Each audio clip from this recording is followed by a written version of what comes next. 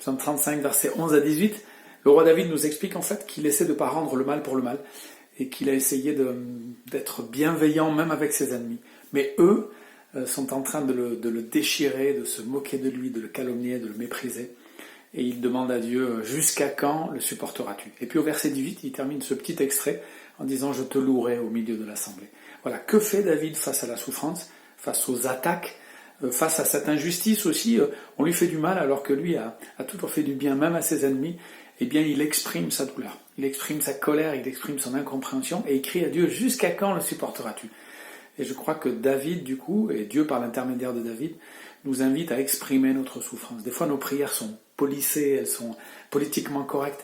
On n'ose pas dire notre souffrance, notre douleur, notre incompréhension. C'est ce que fait David dans les psaumes, c'est ce qu'on doit faire nous aussi.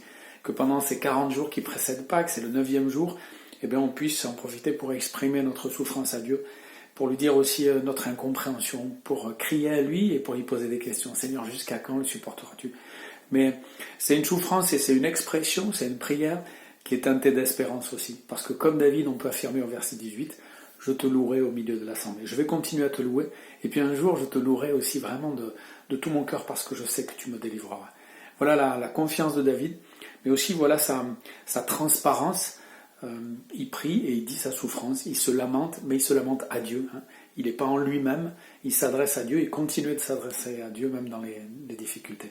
Voilà. Et un jour, je te louerai, je te célébrerai. Et je peux le faire même si ça va mal parce que tu mérites ma louange.